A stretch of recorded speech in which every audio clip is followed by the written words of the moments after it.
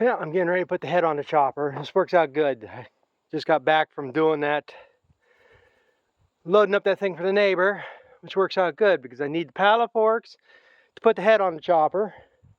So since I got them on, that works fine. I put this on. And then since I got the trailer still hooked up, I need to take a bucket full of gravel down to my cousin's to fix the driveway down there in the one low spot. So that'll work out good. I'm going to get the head on the chopper here. I'm going to switch buckets, take gravel down there. I'm not going to video any of that because I don't want anybody to actually know that I do physical labor. Because I'll dump some of it off. I got it shoveled around by hand. I'm not hauling the skid steer down there to move around one bucket full of gravel. But I got to bring the head in. The throat plates got to go in between here and here. And the mounting bar or forks got to go around that. And then there's these pins here that go in to hold it on. So this is how I do it. I can do it all pretty much from the skid steer. So I got to get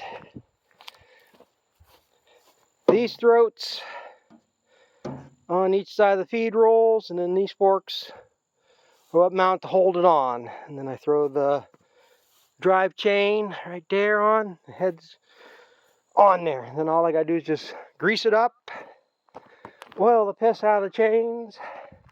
Because it's been sitting for 2 years, it's going to need oil. I got this already half greased. I ran out, emptied the tube of grease by the time he called. So all I got, basically everything in the back. And I got to fix, that'll be another video, I got to fix this. There's supposed to be, I ain't going to see it from here, the metal that goes underneath the knives. I got to replace that. And I'll show that. And then the biggest job, I got to get that spout freed up. Stuff builds up in there. Every year I got to piss around to get that loose. Dump diesel fuel down in. Put a 10-foot bar on it to get it to turn, to loosen up. So, I'm going to get this done. And like I say, hopefully I do this without embarrassing myself too much.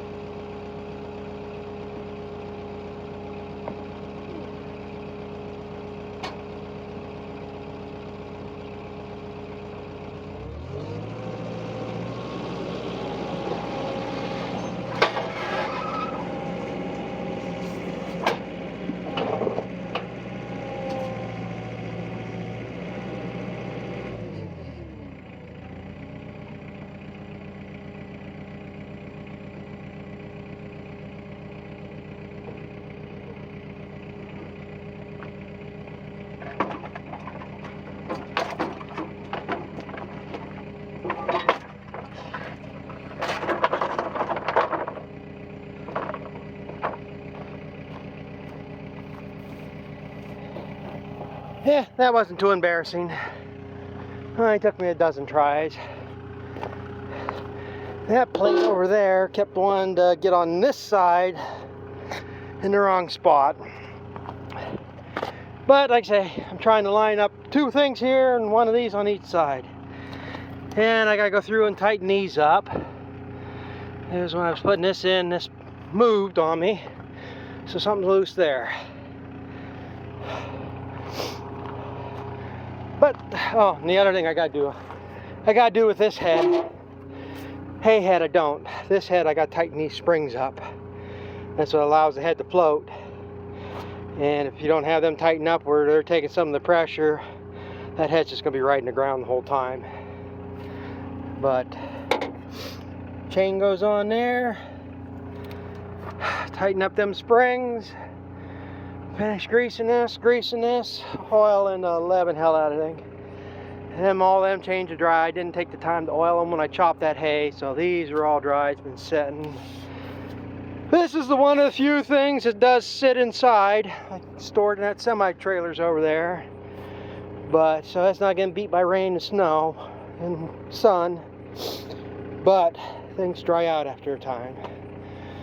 So, I guess with that being said, I am now going to go piss with my gravel and have that done, and I'll come back and continue working on this.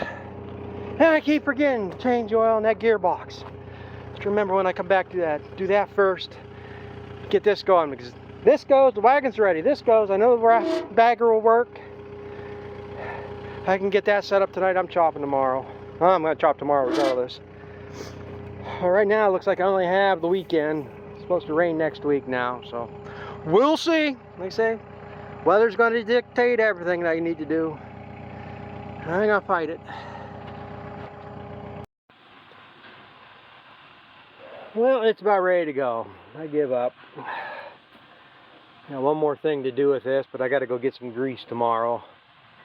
I got to get this spout loosened up. You know, stuff gets down in there and dries out. And when I was chopping that grass, I couldn't turn that spout at all. And it's the same frickin' thing every year. So I usually end up sticking a bar up in there and getting a pipe on it. But I got to get something in there. And I'm not going to sit there with my hand pump grease gun. There's a grease fitting on each side. And start pumping that full of grease. Maybe it'll push a lot of that shit out. And it'll easily take a tube of grease to start filling that cavity up in there. And I just put my last tube in. So I gotta get one, couple, so I can put it in my battery powered one, so I can just sit there and let it pump. But other than that, I got everything else I think done. I got the knives as sharp as they're gonna get. I don't know what the hell's going on that thing. I've always had a problem with sharpening stone. But every other year, the damn thing breaks. And sure enough, this time it disintegrated again. And I flipped it over, so I got the flat edge again. And it's just not like it's taking anything off. It's like skipping across there, so I don't know. But I got one more chain to oil up, the one that drives off the knives, that drives that auger. I got these all oiled up, all this runs. The only thing I might do here yet, depending how green this corn is, I might be switching the length of cut. So if I go from this one to this one, it'll chop a bigger cut. And being for heifers and stuff, it won't hurt nothing. I like a little finer cut for the milk cows so they get more to digest out of it. But it is be what it'll be. If I can chop it and it's not making mush in the bag, it's going to stay where it's at. And if it's going to be mushy, I gotta go look at that corn again just to see how much juice I squeeze out of it, and that'll be that. You know, lengthen the cut out. But yeah, I got this all greased up and stuff. That's all done. Got my pan made. All I did is I took one of the 15-gallon chemical drums that, you know, I get tit dip and stuff in years ago. Cut the ends off and cut it to fit in there, and cut it long enough so it covers this hole. Some might blow out, but now the corn is going to make it to the auger, across and into the blower. But hopefully, if it's going to do it, it'll be the last load I'm chopping, the last pass through the field. My favorite pass, where I'm taking the 2 rows and it's all opened up behind the field, when all this explodes. There's a good chance, well, I'd say, I'll give it a 60% chance this thing will make it to everything I need to chop. I'm afraid once I start putting some, well, I'm not gonna hog it any more than I did over at Debbie's, but this thing might not take as much force. The chopper is getting bad. It's getting whooped. Like I say, this is Sperry, New Holland. This chopper was made prior to 1986. So this chopper is upwards of 40 years old. I started sharpening the knives and I had something growling. I had this damn thing. Knives are rubbing it. This goes in between here. I took the one out of here a couple years ago for the same reason as this, but this goes in here. And then there's in this notch right here, there's offset bolt. So you can adjust this in and out. And what that's for is a recutter screens. So if you're doing high moisture corn, you can put a small screen in there to chop it up. Or if the knives weren't chopping solid enough, you can get a screen and with bigger holes in it, so it recuts it. And they fit against that bar on each side, and you adjust it so the knive's just clear. But for some reason they've been warping. It was clear out here rubbing on the knives, so I don't need it. I took it out. But I got Swiss cheese. Get on this side over here. Swiss cheese, Swiss cheese. So I don't know how much more this cutter box is going to hold up. The auger is toast. The auger box is toast. I've already relined that with plastic. So hopefully it'll make it. I mean, I'll keep running till it blows. But if I am actually going to plan on chopping more corn or even grass at some point here, I'm going to have to get another chopper for a backup. Like I say, I'll still run this one. I'll run it until it blows, until it's unoperable. But like I said, I need to find another 790 because I got a newer blower band on here. This belt is newer. The blower fins are all newer. All the drive shafts and everything are good. Knives are getting towards the end of their life. So it's just the sheet metal getting bad on. Everything else is good. Spout's good. That's always a contention on things. But for, like I say, going on now, get that loosened up, I'm ready to start chopping. All I gotta do is put the bag on the bagger, set it up, and go. But I'm not gonna do that until I chop apart a load or chop a load to see what it's gonna do. And the next problem could be too is I might be down a wagon before it's done. The one wagon, the one that was sitting way out back there when I had to put the tire on, where the cross conveyor goes around, the bottom pan's been gone for 2 or 3 years. That's not an issue. But the top pan is starting to break up. And in the back corner where the chain comes up around, I got a big hole there. So I'm going to be losing side through there unloading. But where that pan comes up and like this, that's all getting busted out. So I don't know if that tray's going to hold up. All it's got to hold up is for 10 loads. So you know, that might go to hell and that wagon will be down because that's going to be, I think that lower pan was $400. I priced it the one time. So we might have some issues before I'm done. If I, like I say, if I can get 150 foot in the bag, I'll be happy. And then anything, whatever wants to blow up can blow up maybe, but either 150 foot a bag or I get all that corn chopped and we'll call it good.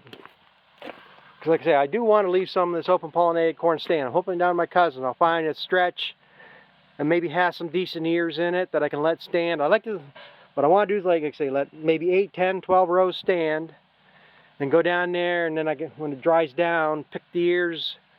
They look pretty decent. I'd like to get at least a bushel to plant next year to see what it does.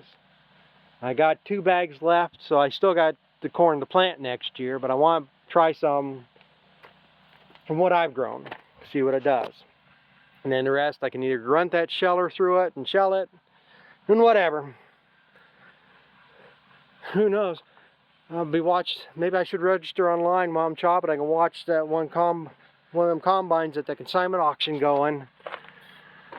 Maybe they'll go for $500 and I'll put a bid in online for it. Who knows? I'm sure they're going to bring decent money.